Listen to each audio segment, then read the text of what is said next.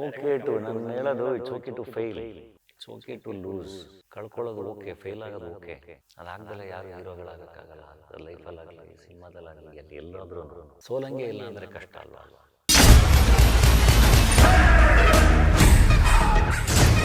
Zebra ಅಂದರೆ it's a mixture of black and white. ಒಂದು ಕಡೆ ಅವರು ವೈಟ್ ಹಾರ್ಸ್ನ ಪ್ರತಿನಿಧಿಸಿದ್ರೆ ನೀವು ಬ್ಲ್ಯಾಕ್ ಹಾರ್ಸ್ನ ಪ್ರತಿನಿಧಿಸ್ತಿದ್ದೀರಾ. ಅಬೌಟ್ ಬ್ಲ್ಯಾಕ್ ಮನಿ ಅದು ಇರುತ್ತಾ ಒಂಚೂರು ಏನಾದರೂ?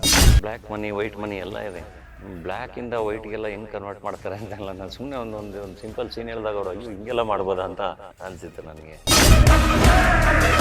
ದುಡ್ಡಿಗಿಂತ ಬೆಲೆ ಬಾಳೋದು ಇನ್ನೇನಾದರೂ ಇದೆಯಾ? ನಿಮ್ಗೆ ಯಾವತ್ತಾದ್ರೂ ಪರ್ಸ್ನಲ್ ಲೈಫಲ್ಲಿ ಈ ಥರ ಬ್ಯಾಂಕಿಂಗ್ ಸೆಕ್ಟರಲ್ಲಿ ಯಾವತ್ತಾದ್ರೂ ಆ ಥರದೊಂದು ಹಾಚ್ ಪಾಚುಗಳಾಗಿತ್ತಾ ಅಂತ? ಒಂದ್ಸರಿ ಹಿಂಗೆ ಬ್ಯಾಂಕಿಂದ ಅಂತೇಳಿ ಇನ್ಶೂರೆನ್ಸ್ಗೆ ಅಂತ ಕಾಲ್ ಮಾಡಿದ್ರೆ, ಯಾವ ಇನ್ಶೂರೆನ್ಸ್ ಅಂದಿಲ್ಲ, ನೀವು ಅಕೌಂಟ್ಗೆ ಇನ್ಶೂರೆನ್ಸ್ ಮಾಡ್ತೀವಿ ಸರ್ ನಾವು ಅಂತ. ನನ್ನ ದುಡ್ಡು ಸೇಫ್ ಆಗಿದೆ ಅಂತ ತಾನೇ ಬ್ಯಾಂಕಲ್ಲಿ ಇಟ್ಟಿರ್ತೀನಿ, ಅದಕ್ಕೂ ಮತ್ತೆ ಇನ್ಶೂರೆನ್ಸ್ ಮಾಡಿಸ್ಬೇಕು ಅಂದರೆ ನಾನು ಯಾಕೆ ಈ ಸಿನಿಮಾ ಕನೆಕ್ಟ್ ಆಗಿದ್ದು ಅದೇ ಕಾರಣಕ್ಕಂದರೆ ಇವತ್ತು ದುಡ್ಡು ಎಲ್ಲೂ ಸೇಫ್ ಅಲ್ಲ. Respect is the ultimate currency. ಅದನ್ನು ನಿನ್ನಿಂದನೇ ಕಳ್ಕೊಂಡೆ. ರೀಸೆಂಟಾಗಿ ಗುರುಪ್ರಸಾದ್ ಅವರು ತೀರ್ಕೊಂಡಾಗ ಅಂತ್ಯಕ್ರಿಯೆಯಲ್ಲಿ ನೀವು ಭಾಗಿಯಾಗಿದ್ದು ಇವೆಲ್ಲ ನೋಡಿದಾಗೆಲ್ಲ ಒಂದು ಕಡೆ ಮಾನವೀಯ ಮೌಲ್ಯಗಳು ಇನ್ನೂ ಇದಾವಪ್ಪ ಜೀವಂತವಾಗಿ ಅಂತ ಅನಿಸುತ್ತೆ. ಕೆಲವೊಂದು ಅವು ನಮ್ಮ ಕರ್ತವ್ಯ. ನಾನು ಅವ್ರ ಜೊತೆ ಒಂದು 3 ವರ್ಷ ಟೈಮ್ ಸ್ಪೆಂಡ್ ಮಾಡಿದ್ದೆ. ಸೊ ಆ ಪ್ರೀತಿಯ ಗೌರವ ಅದು ಯಾವತ್ತೂ ಇದ್ದೇ ಇತ್ತು, ಅದು ಯಾವತ್ತೂ ಇರುತ್ತೆ. ಮದುವೆ ಆಗ್ತಾ ಇದ್ದೀರಾ, ಕಾಲೆಳಿತಾ ಇದ್ವಿ, ಇನ್ಮೇಲೆ ಹಂಗೆ ಕೇಳೋ ಹಂಗಿಲ್ಲ, ನೀವೇ ರೀಸೆಂಟಾಗಿ ರಿವೀಲ್ ಮಾಡಿದ್ದೀರಾ. ಫೆಬ್ರವರಿ 16 ಮೈಸೂರಲ್ಲಿ ಮದುವೆ ಎಲ್ಲ ಪ್ಲಾನಿಂಗ್ ನಡೀತಾ ಇದೆ. ಸನ್ನಿತಾ ಅವ್ರ ಬಗ್ಗೆ ಒಂದೆರಡು ಮಾತು ನಮಗೋಸ್ಕರ 4 ಸಾಲುಗಳು ನೀವು ಹೇಳ್ಬೋದಾ?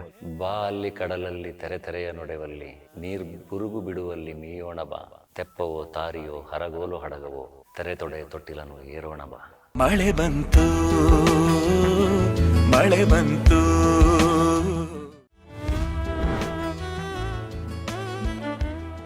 ನಿಮ್ಮ ಮತ್ತೆ ಗುರುಪ್ರಸಾದ್ ಅವರ ಒಂದು ಬಾಂಧವ್ಯ ಅಥವಾ ಜರ್ನಿ ಹೇಗಿತ್ತು ಅನ್ನೋದಾದರೆ, ಯಾಕಂದರೆ ನಿಮ್ಮನ್ನು ಇಂಟ್ರಡ್ಯೂಸ್ ಮಾಡಿದ್ದವರು ಡೈರೆಕ್ಟರ್ ಸ್ಪೆಷಲ್ ಸಿನಿಮಾದ ಮೂಲಕ.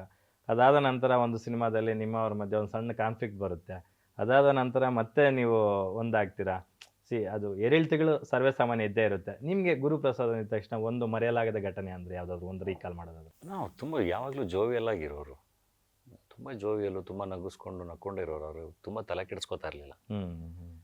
ತುಂಬ ತಲೆ ಕೆಡಿಸ್ಕೋತಾ ಇರಲಿಲ್ಲ. ನಂದು ಅದೇ ಬಡವರ skull was the last memory. ಅಂದರೆ ಅಲ್ಲಿ ಒಂದು ಗೆಸ್ಟ್ ಅಪಿಯರೆನ್ಸಿಗೆ ಮಾಡಿಸಿದ್ವಿ. ಅದರ ನಂತರ ಮತ್ತೆ ಏನಷ್ಟು ಅಂದರೆ 1-2 ಸರಿ ಸಿಕ್ಕಿದಾಗೆಲ್ಲ ಮಾತಾಡಿದ್ದೀನಿ ಬಿಟ್ಟರೆ ಅಷ್ಟು ಕನೆಕ್ಷನ್ ಇರಲಿಲ್ಲ. ನಮ್ಮ ಶಂಕರ್ ಮೂಲಕ ಅವಾಗ ಗೊತ್ತಾಗೋದು. ನಮ್ಮ ಶಂಕರ್ ಹೇಳೋರು, ಶಂಕರ್ ಮೂಲಕ ಕೇಳ್ಕೊತಾ ಇದ್ದೆ. ಐ ಥಿಂಕ್ ಯಾರ್ಯಾದರೂ ಆ ಥರದ್ದು ಡಿಸಿಷನ್ಗಳನ್ನ ಮಾಡಬಾರ್ದು ಅಂತ. ಅಂದರೆ ಬದುಕಲ್ಲಿ ಯಾವಾಗಲೂ ಒಂದು ದಾರಿ ಕ್ಲೋಸ್ ಆದರೆ ಇನ್ನೊಂದು ಯಾವುದೋ ದಾರಿ ಓಪನ್ ಆಗುತ್ತೆ.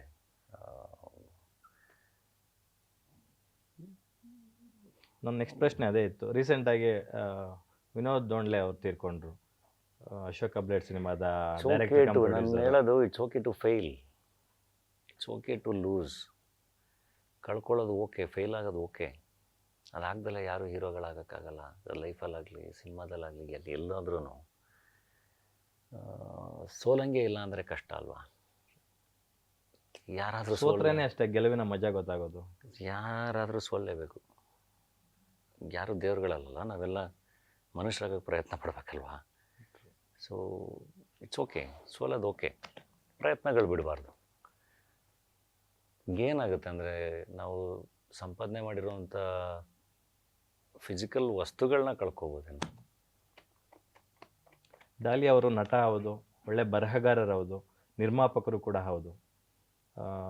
ಸ್ಫೂರ್ತಿಯ ಚಿಲುಮೆ ಸಾಕಷ್ಟು ವಿಚಾರಗಳಲ್ಲಿ, ಸಾಮಾಜಿಕ ಕಾರ್ಯಗಳ ಮೂಲಕ ಗುರುತಿಸ್ಕೊಂಡಿದ್ದೀರಾ. ಸೊ ಈ ಥರ ಜೀವನವನ್ನು ಎಂಡ್ ಮಾಡ್ಕೊಳ್ತಕ್ಕಂಥವ್ರಿಗೆ ಒಂದು ಸಜೆಷನ್ ಕೊಡೋದಾದರೆ ಏನು ಹೇಳ್ತೀರಾ?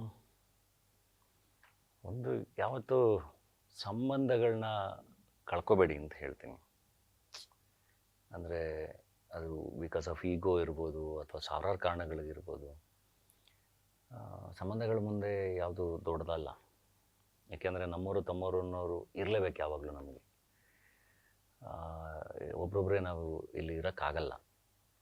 ಸೊ ಹಾಗಾಗಿ ಯಾವತ್ತೂ ಆದಷ್ಟು ಸಂಬಂಧಗಳನ್ನ ಉಳಿಸ್ಕೊಳ್ಳೋ ಪ್ರಯತ್ನ ಮಾಡಿ. ಅಥವಾ ಯಾವತ್ತೇ ನಿಮಗೆ ಆ ಥರ ಬದುಕನ್ನು ಇನ್ನೇನು ಮುಗಿಸ್ಬೇಕು ಅಂತೆಲ್ಲ ಅನಿಸಿದ್ರೆ ಮಾತಾಡಿ. ನಿಮ್ಗೆ ಇಷ್ಟ ಇರೋರ ಜೊತೆ, ಇನ್ನೊಬ್ರ ಜೊತೆ.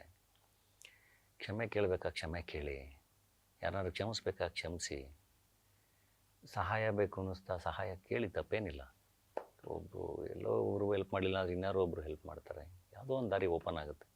ಕೆಲಸ ಬೇಕಾ ಕೆಲಸ ಕೇಳಿ ತಪ್ಪೇನಿಲ್ಲ. ಸೊ ಯಾವತ್ತೂ ಅದೊಂದೇ ಸೊಲ್ಯೂಷನ್ ಅಲ್ಲ, ಬದುಕನ್ನು ಹೆಣ್ಣು ಮಾಡ್ಕೊಳ್ಳೋದು ಒಂದೇ ಸೊಲ್ಯೂಷನ್ ಅಲ್ಲ. ಎಸ್ ವೀಕ್ಷಕರೇ, ಡಾಲಿ ಅವರು ಬಹಳ ಸೊಗಸಾಗಿ ಹೇಳಿದ್ರು. ಇದನ್ನು ತುಂಬ ಸ್ಪೋರ್ಟಿವ್ ಆಗಿ ತಗೋಬೇಕು ಸೋಲುಗಳನ್ನು. ಯಾಕಂತಂದರೆ ಡಾಲಿ ಅವರು ಕೂಡ ಒಂದು ಕಾಲದಲ್ಲಿ ಬ್ಯಾಕ್ ಟು ಬ್ಯಾಕ್ ಸೋಲುಗಳನ್ನು ಕಂಡಂಥವ್ರು. ಹಾಗಂತ ಅವ್ರು ಹೇಳ್ದಂಗೆ ಯಾವತ್ತೂ ಅವರ ಪ್ರಯತ್ನಗಳನ್ನು ಬಿಟ್ಟವರಲ್ಲ. ಸೊ ಪ್ರಯತ್ನಗಳನ್ನ ಮಾಡ್ತಾ ಇರಬೇಕು, ಗೆಲುವು ಒಂದಲ್ಲ ಒಂದಿನ ಸಿಕ್ಕೇ ಸಿಗುತ್ತೆ ಅಂತಕ್ಕಂಥದ್ದು.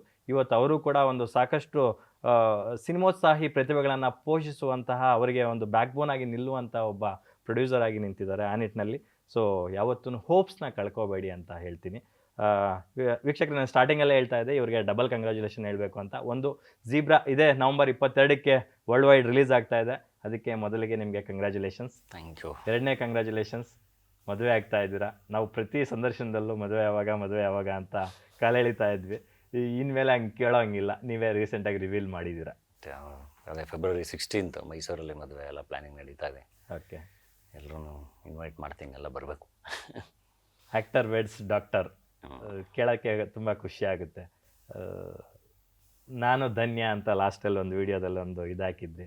ಸೊ ಭಾಳ ಚೆನ್ನಾಗಿತ್ತು, ತುಂಬ ಇನೋವೇಟಿವ್ ಆಗಿ ನೀವು ಥಿಂಕ್ ಮಾಡೋವಂಥವ್ರು, ಸಾಹಿತ್ಯವನ್ನು ತುಂಬ ಪ್ರೀತಿಸೋವಂಥವ್ರು. ಆ ನಿಟ್ಟಿನಲ್ಲಿ ಧನ್ಯತಾ ಅವ್ರ ಬಗ್ಗೆ ಒಂದೆರಡು ಮಾತು, ಹೇಗೆ ಸಿಕ್ಕಿದ್ರು, ಹೇಗೆ ಪರಿಚಯ ಆಯಿತು? ಅಂದರೆ ನಾನು ಇನ್ನೂ MBBS ಸ್ಟೂಡೆಂಟ್ ಅವಾಗ. I think Jayanagar 4th block ನೋಡಿ ಅವಾಗ ಒಂದು ಸರಿ ಮೀಟ್ ಮಾಡಿದ್ದೆ ಅಷ್ಟೇ. ಅದಾದಮೇಲೆ ಈಗ ಒಂದು 10 ವರ್ಷ ಆದಮೇಲೆ ಈಗ ರೀಸೆಂಟಾಗಿ 1 ವರ್ಷದಿಂದ ಮೀಟ್ ಮಾಡಿದ್ದು. ಸರಿ, ನಮ್ಮ ಥರನೇ ಒಂದು ಮಿಡ್ಲ್ ಕ್ಲಾಸಲ್ಲಿ ಬೆಳೆದಿರೋ ಹುಡುಗಿ, ಓದಿ ಡಾಕ್ಟ್ರಾಗಿ, ವೆರಿ ಸಿಂಪಲ್, ರೆಸ್ಪಾನ್ಸಿಬಲ್, ಸೆನ್ಸಿಬಲ್, ಕೆಲಸದ ಬಗ್ಗೆ ಎಲ್ಲ ತುಂಬ ಒಳ್ಳೆ ಗೌರವ ಇದೆ. ಅಂದರೆ ಒಂದೇ ಥರ ಒಂದು ಒಳ್ಳೆ ಥಾಟ್ ಪ್ರೋಸೆಸ್, ಒಂದೇ ಥರ ಯೋಚನೆ ಮಾಡೋರು ಸಿಕ್ಕಾಗ ಜರ್ನಿ ಚೆನ್ನಾಗಿರುತ್ತೆ. ಸೊ ಹಂಗೆ ಕನೆಕ್ಟ್ ಆಗಿದ್ದೀವಿ, ಹಂಗೆ ಜರ್ನಿ ಶುರು ಮಾಡ್ತಾಯಿದ್ದೀವಿ. ಯಾವಾಗ ರಿಂಗ್ ಆಗ್ತಾ ಇದ್ದೀರಾ, ಎಂಗೇಜ್ಮೆಂಟ್ ಯಾವಾಗ ಅಂತ? ಏನಿಲ್ಲ, ಈಗ ನಿಮ್ಗೆ ಅನೌನ್ಸ್ ಮಾಡ್ತಿದ್ದಂಗೆ ಎಂಗೇಜ್ಡ್ ಆದಂಗೆ. ಆಲ್ರೆಡಿ ಎಂಗೇಜ್ ಆಗೋಕ್ಕೆ ಅನೌನ್ಸ್ ಮಾಡ್ದಂಗಿದೆ. Well and fine. ಡಾಲಿ ಅವರು ತುಂಬ ಸಾಹಿತ್ಯವನ್ನು ತುಂಬ ಇಷ್ಟಪಡುವಂಥ ಒಬ್ಬ ಕಲಾವಿದ ಅಂತ ಎಲ್ಲರಿಗೂ ಗೊತ್ತಿರುವ ವಿಚಾರ. ನೀವು ಸಾಹಿತಿಗಳು ಕೂಡ, ಚಿತ್ರ ಸಾಹಿತಿಗಳು, ಸಾಕಷ್ಟು ಸಾಂಗ್ಸ್ ಕೂಡ ಬರೆದಿದ್ದೀರ. ಆ ನಿಟ್ಟಿನಲ್ಲಿ ಬೇಂದ್ರೆ ಅವರ ಒಂದು ಹಾಡಿನ ಮೂಲಕ 4 ಸಾಲುಗಳನ್ನು ಹೇಳ್ಕೊಂಡು ನೀವು ಆ ವಿಡಿಯೋ ಮೂಲಕ ಇಂಟ್ರಡ್ಯೂಸ್ ಮಾಡಿದ್ದಿತ್ತಲ್ಲ, ಅದು ಹಾರ್ಟ್ ಟಚಿಂಗು. ಅದು ಕನ್ನಡ ರಾಜ್ಯೋತ್ಸವ ದಿನದಂದೇ ನವಂಬರ್ 1ನೇ ತಾರೀಕು ರಿವೀಲ್ ಮಾಡಿದ್ರಿ. ಅದ್ರ ಬಗ್ಗೆ ಒಂಚೂರು ಹೇಳೋದಲ್ಲ? ನಾನು ನಮ್ಮ ಮಹೇಂದ್ರ ಸಿಂಹ ಅವ್ರಿಗೆ ಥ್ಯಾಂಕ್ಸ್ ಹೇಳಬೇಕು. ನಾನು ಶಿವಾಜಿ ಡೈರೆಕ್ಟರ್ ಸ್ಪೆಷಲ್ಲು ನಮ್ಮ ಮಹೇಂದ್ರ ಸಿಂಹ ಅವರೇ ಸಿನಿಮಾಟೋಗ್ರಫರು, ಫಸ್ಟ್ ಸಿನಿಮಾ. ಆ್ಯಂಡ್ ಹೋದಾಗೆಲ್ಲ ಒಂದೊಂದು ಫೋಟೋ ತೆಗೆದು ಫೋಟೋ ತೆಗಿಯೋಣ ಅಂತೇಳಿ ಫೋಟೋ ತೆಗೆದು ಕಳಿಸೋರು. ಓಕೆ. ಆ್ಯಂಡ್ ಟಗರು ಮಹೇಂದ್ರ ಸಿಂಹ ಅವರೇ ಸಿನಿಮಾಟೋಗ್ರಫರು. ಓಕೆ. ಸೊ ನನ್ನ ಕೆರಿಯರು ಶುರುವಾದಾಗ ಫೋಟೋ ತೆಗೆದಿದ್ದು ಅವರೇ. ಟಗರಲ್ಲಿ ನನ್ನ ಕೆರಿಯರಿಗೆ ಬ್ರೇಕ್ ಸಿಕ್ಕಿದಾಗ ಫೋಟೋ ತೆಗೆದಿದ್ದು ಅವರೇ. ಸೊ ಹಂಗಾಗಿ ಅವ್ರನ್ನೇ ಕೇಳಿದೆ, ಸಿಂಹಾಜಿ ಒಂದು ಏನಾದರೂ ಮಾಡೋಣ ಅಂತ ಹೇಳಿ.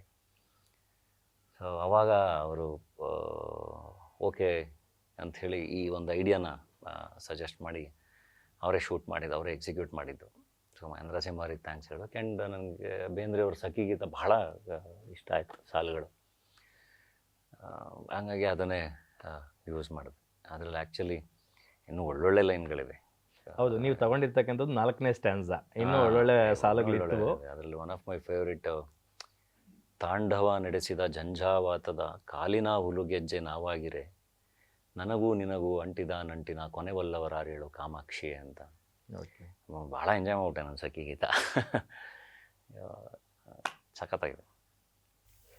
ನೀವು ಈ ಥರ ಮದುವೆ ಆಗ್ತಿದ್ದೀರಾ ಅಂದಾಗ ಭಾಳ ಖುಷಿ ಪಟ್ಟಂಥ ವ್ಯಕ್ತಿ ಯಾರು? ಯಾಕಂದರೆ ನಾವೇ ಆಪ್ತರು, ನಿಮ್ಮನ್ನು ಆಲ್ಮೋಸ್ಟ್ ಆಲ್ ಮೋರ್ ದೆನ್ 1 ಡಿಕೇಡಿಂದ ನಮ್ಮ ಬಾಂಧವ್ಯ ಇದೆ ಮಾಧ್ಯಮಗಳ ಜೊತೆ, ನಾಟ್ ಓನ್ಲಿ ವಿತ್ ಮೀ. ನೀವೆಲ್ಲರ ಜೊತೆನೂ ಮೀಡಿಯಾದವ್ರ ಜೊತೆ ಬರ್ತಾ ಇದ್ದೀರಾ, ಫ್ಯಾನ್ಸ್ ಜೊತೆ. ಎಲ್ಲೇ ಹೋದ್ರೆ ಅದೊಂದು ಪ್ರಶ್ನೆ ಎಲ್ಲರೂ ಕೇಳ್ತಾಯಿದ್ರು, ಯಾವಾಗ ಬಾಳೆ ಎಲೆ ಊಟ ಹಾಕ್ಸ್ತೀರಾ, ಯಾವಾಗ ಬಾಳೆ ಎಲೆ ಊಟ ಹಾಕ್ಸ್ತೀರಾ ಅಂತ. ನಿಮ್ಮ ಫ್ಯಾಮ್ಲಿಯಲ್ಲಿ ಅಥವಾ ನಿಮ್ಗೆ ಹತ್ತಿರವಾದಂಥ ವ್ಯಕ್ತಿಗಳಲ್ಲಿ ತುಂಬ ಖುಷಿ ಪಟ್ಟವ್ರು ಯಾರು ನಿಮ್ಮ ಮದುವೆ ಅಂದಾಗ? ಎಲ್ಲರೂ ತುಂಬ ಖುಷಿಪಟ್ಟರು. ನಮ್ಮ ತಂದೆ ತಾಯಿ, ನಮ್ಮ ಅಜ್ಜಿ ಕೂಡ ಮೀಟ್ ಮಾಡಿದ್ರು ಧನ್ಯತನ. ನಾನು ಎಕ್ಸ್ಪೆಕ್ಟ್ ಮಾಡಿರಲಿಲ್ಲ. ಅಂದರೆ ನಮ್ಮ ಅಜ್ಜಿ ಶಿ ವಾಸ್ ವೆರಿ ಇಂಡಿಪೆಂಡೆಂಟ್, ತುಂಬ ಸ್ಟ್ರಾಂಗ್ ಆಗಿ ಇನ್ನು ಆರಾಮಾಗಿದ್ದರು. ಅವ್ರು ನಿಮ್ಮ ಜೊತೆ ಓಟ್ ಹಾಕಕ್ಕೂ ಬರ್ತಾ ಇದ್ರು, ನಾವು ನೋಡ್ತಿದ್ವಿ. ಅವರು ಇಂಡಿಪೆಂಡೆಂಟಾಗಿ ಅವ್ರು ಕೋಲ್ ಹಿಡ್ಕೊಂಡು ಓಡಾಡ್ಕೊಂಡು ಚೆನ್ನಾಗಿದ್ದರು ಅವರು. ಅದೇನೋ ಸಡನ್ನಾಗಿ ಹಂಗಾಯಿತು. ಬಟ್ ಖುಷಿ ಏನಂದರೆ ಅವರು ಮೀಟ್ ಮಾಡಿದರು, ಖುಷಿಪಟ್ಟಿದ್ರು, ಹಿಂಗೆ ಮದುವೆ ಆಗ್ತಾಯಿದ್ದೀನಿ ಅಂತ. ನಮಗೋಸ್ಕರ 4 ಸಾಲುಗಳು ನೀವು ಹೇಳ್ಬೋದಾ? ಸಖಿಗೀತದ್ದು ಹೇಳಲ್ಲ ಈಗ ಬೇಂದ್ರೆ ಅವ್ರದ್ದು. ಅಲ್ಲ ಅದೇ 4 ಸಾಲುಗಳು ಇಲ್ಲಿದೆ ಬೇಕಂದ್ರೆ ಯಾವ್ದು? ಬಯಲೇ ಇದೆ ಅನ್ಸುತ್ತೆ. ಓ ಇದು ವಿಡಿಯೋದಲ್ಲಿರೋದ? ಬಾ ಅಲ್ಲಿ ಕಡಲಲ್ಲಿ. ಬಾ ಅಲ್ಲಿ ಕಡಲಲ್ಲಿ ತೆರೆ ತೆರೆಯ ನೊಡೆವಲ್ಲಿ ನೀರು ಬುರುಗು ಬಿಡುವಲ್ಲಿ ಮೀಯೋಣ ಬಾ, ತೆಪ್ಪವೋ ತಾರಿಯೋ ಹರಗೋಲು ಹಡಗವೋ ತೆರೆ ತೊಡೆ ತೊಟ್ಟಿಲನು ಏರೋಣ ಬಾ. 16th ಮದುವೆ ಅಂತ ನೀವೇ ಅನೌನ್ಸ್ ಮಾಡಿಬಿಟ್ಟಿದ್ದೀರಾ. 14th ಆ್ಯಕ್ಚುಲಿ ವಿಶ್ವ ಪ್ರೇಮಿಗಳ ದಿನ. ಸೊ ಅವತ್ತೇ ಯಾಕೆ ಮದುವೆ ಆಗಬಾರ್ದಿತ್ತು ಅಂತ ಎಲ್ಲರೂ ಸಹಜವಾಗಿ ಕೇಳ್ತಾರೆ. ಆ ಥರ ನಾನು ಕೇಳೋದಾದ 14ನೇ ತಾರೀಕು ಸಂಡೇ. ಓಕೆ. ನಮ್ಮ ತಂದೆ ಒಳ್ಳೆ ದಿನ ಅಂತ ಹೇಳಿದ್ರು.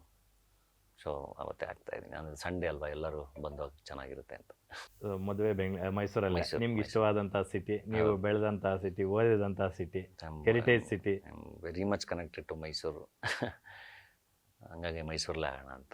ಸೊ ನಿಮ್ಮ ಫ್ಯಾನ್ಸ್ಗೆ ಏನು ಹೇಳ್ತೀರಾ? ಯಾಕಂದರೆ ನೀವು ಯಾವುದೇ ಥರದ ಒಂದು ಸಿನಿಮಾ ಮಾಡಿದಾಗ ನಿಮ್ಮನ್ನು ತುಂಬ ಆತ್ಮೀಯವಾಗಿ ನಾವು ನಿಮ್ಮ ಜೊತೆ ಇದ್ದೀವಿ ಅಂತ ಹೇಳ್ತಕ್ಕಂಥದ್ದು ಫ್ಯಾನ್ಸು, ಕನ್ನಡ ಕಲಾಭಿಮಾನಿಗಳು ಅಂಥವ್ರಿಗೆ ನಮ್ಮ ಗ್ಯಾರಂಟಿ ನ್ಯೂಸ್ ಥ್ರೂ ಏನು ಹೇಳಕ್ಕೆ ಬಯಸ್ತೀರಾ?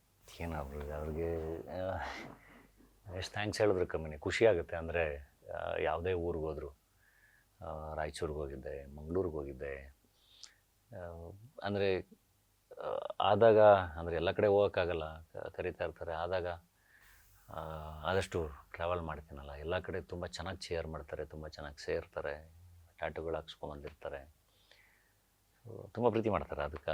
ಅದಕ್ಕೆ ನಾನು ವಾಪಸ್ ಏನು ಕೊಡಬೇಕು ಗೊತ್ತಿಲ್ಲ.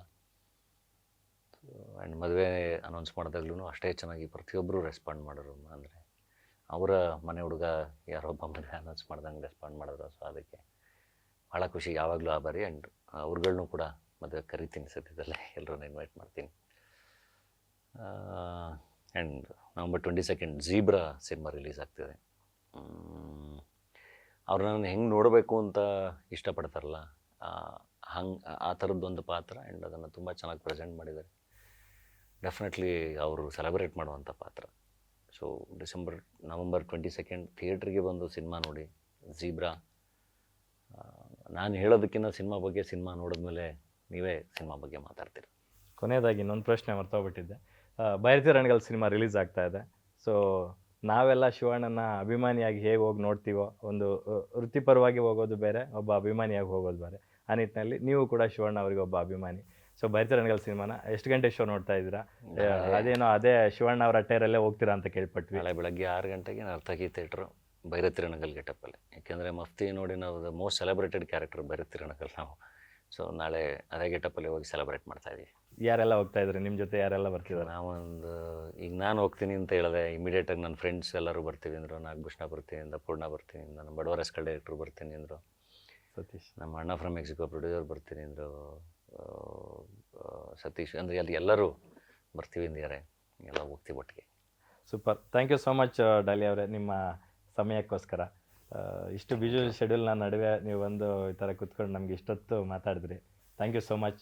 ಈ ಸಿನಿಮಾ ದೊಡ್ಡ ಮಟ್ಟಕ್ಕೆ ಸಕ್ಸಸ್ ಆಗಲಿ, ನಿಮ್ಮ ಪ್ರೊಡಕ್ಷನ್ ಸಿನಿಮಾನೂ ದೊಡ್ಡ ಮಟ್ಟಕ್ಕೆ ಸಕ್ಸಸ್ ಆಗಲಿ, ನೀವು ಮಾಡ್ತಾ ಇರ್ತಕ್ಕಂಥ ಎಲ್ಲ ಸಿನಿಮಾಗಳು ದೊಡ್ಡ ಹಿಟ್ ಆಗಲಿ. ಪುಷ್ಪ 2 ಎಲ್ಲರ ನಿರೀಕ್ಷೆಯಂತೆ. ಪುಷ್ಪ 10ರಷ್ಟು ಅಂತ ಬುಚ್ಚಿಬಾಬು ಅವ್ರು ಹೇಳಿದರು. ಆ ನಿಟ್ಟಿನಲ್ಲಿ ಅದು ದೊಡ್ಡಕ್ಕೆ ಸಕ್ಸಸ್ ಆಗಲಿ ಅಂತ ನಾವು ಆಶಿಸ್ತೀವಿ. Thank you so much. Thank you.